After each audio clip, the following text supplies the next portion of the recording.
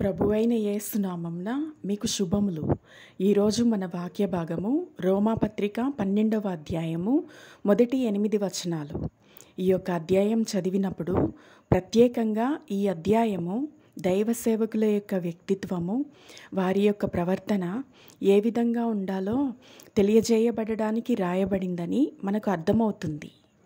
సువార్తను ప్రకటించే స్త్రీ పురుషులు ఏ విధమైనటువంటి వ్యక్తిత్వాన్ని, ప్రవర్తనను కలిగి ఉండాలో తెలియచేయబడిన ఒక ప్రశస్తమైన అధ్యాయము రోమాపత్రిక 12వ అధ్యాయము. పరిశుద్ధాత్ముని దృష్టిలో యుక్తమైన పరిచర్య అనేది ఒకటి ఉన్నది. అది జరిగించడానికి ఒక సేవకునికి ఉండే అర్హతలేమిటో ఇప్పుడు మనం నేర్చుకోబోతూ ఉన్నాము. మొదటి వచనము, పరిశుద్ధమును దేవునికి అనుకూలమునైన సజీవ యాగముగా మీ శరీరములను ఆయనకు సమర్పించుకొనుడి. సజీవ యాగం అంటే బర్న్ట్ ఆఫరింగ్, అంటే పూర్తిగా దహించబడిన బలియాగం, మనకంటూ ఏమీ మిగలకుండా దేవునికి అర్పించబడడం. దీని అర్థం దేవుని సువార్తను ప్రకటించేటప్పుడు మన యొక్క నీతి, మన అభిప్రాయాలు, మన చిత్తం, మన క్రియలు, మనలను మనం ప్రదర్శించుకోవడం, మనకు సంబంధించిన విషయాలను సువార్తకు కలపడం, ఇటువంటివి చేస్తూ దేవుని సేవను జరిగించేవాడు దేవుడిని అగౌరవపరుస్తున్నాడు.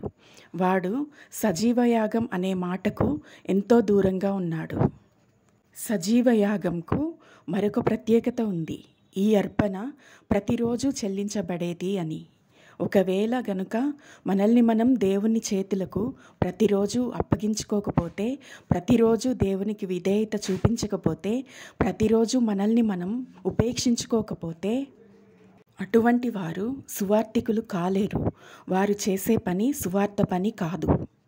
3వ వచనము, తన్ను తాను ఎంచుకొనదగిన దానికంటే ఎక్కువగా ఎంచుకొనక, దేవుడు ఒక్కొక్కనికి విభజించి ఇచ్చిన విశ్వాస పరిమాణ ప్రకారము తాను స్వస్థబుద్ధి గలవాడుటకై తగిన రీతిగా తన్ను తాను ఎంచుకొనవలెను.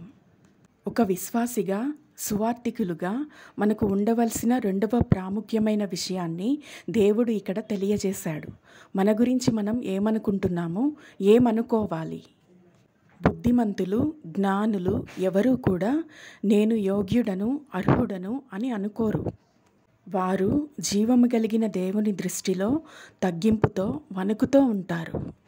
ఇటువంటి ప్రవర్తనను దేవుని గ్రంథంలో తెలియజేయబడిన ప్రతి ప్రవక్త, ప్రతి విశ్వాసిలో మనం ఖచ్చితంగా చూడగలము. 7వ వచనము, మనకు అనుగ్రహింపబడిన కృప చొప్పున వేర్వేరు కృపావరములు కలిగిన వారమై ఉన్నాము. రక్షించబడిన ప్రతి విశ్వాసికి దేవుడు కృపావరాలను అనుగ్రహించి ఉన్నాడు. కొంతమందికి ఇవి ఒకటి కంటే ఎక్కువ ఇవ్వబడ్డాయి. ఆసక్తితో పరిచర్య చేయగలిగేవారు ఇతరులకు పరిచర్య చేయడం ద్వారా దేవుని పనిని నెరవేరుస్తున్నారు. దేవుని వాక్యై ఉన్న సువార్తను బోధించేవాడు బోధిస్తూనే ఉండాలి. సువార్తను మాత్రమే బోధించాలి. సరైన జీవితాన్ని, మాదిరికరమైన జీవిత విధానాన్ని కలిగి ఉన్నవాడు ప్రజలకు అనేక విషయాలను గురించి హెచ్చరించేవాడుగా ఉండి ఆ విధంగా దేవుని చిత్తాన్ని నెరవేరుస్తూ ఉండాలి. అవసరతలో ఉన్నవారికి ఇవ్వగలిగిన వాడై ఒక విశ్వాసి ఉన్నట్లయితే వారికి శుద్ధ మనస్సుతో తన వద్ద ఉన్నదాన్ని పంచిపెట్టాలి. నాయకత్వ లక్షణం ఉన్నవాడు చాలా జాగ్రత్తగా ఇతరులను లీడ్ చేయాలి. ఇతరుల పట్ల బాధ్యత కలిగి, జాలి, కరుణ కలిగిన వారు సంతోషంతో తన మంచితనాన్ని ప్రజల కొరకు వెల్లడి చేయాలి. భూమి మీద ఉన్న దేవుని సంఘాన్ని యేసు ప్రభువు మరొక దాన్ని పోల్చలేదు, కానీ తన శరీరంతోటే దాన్ని పోల్చుకున్నాడు. క్రీస్తు యొక్క శరీరము అంతా కలిపి దేవుని సంఘానికి సాదృశ్యం. అందు నువ్వొక అవయవము. నీ పని నువ్వు బహుజాగ్రత్తగా, అతి ఖచ్చితంగా, నిస్వార్థంగా చెయ్యాలి. అప్పుడు మాత్రమే ఆ ప్రత్యేకమైన క్రీస్తు అవయవము సరిగ్గా పనిచేయగలుగుతుంది. నీ పనిలో ఏమాత్రం దోషం నీ ద్వారా కలిగినా, కేవలం నీ ద్వారానే క్రీస్తు యొక్క అవయవము సరిగ్గా పనిచేయక, ఉపయోగం లేక నిర్జీవమైపోతుందని, ఈ పరిస్థితిని దేవుడు సహించబోడని క్రీస్తు నామమున హెచ్చరిస్తూ ఉన్నాము. ప్రభువు యొక్క కృప మనలను యోగ్యులైన పనివారముగా కొనసాగింపచేయునుగాక. ఆమేన్.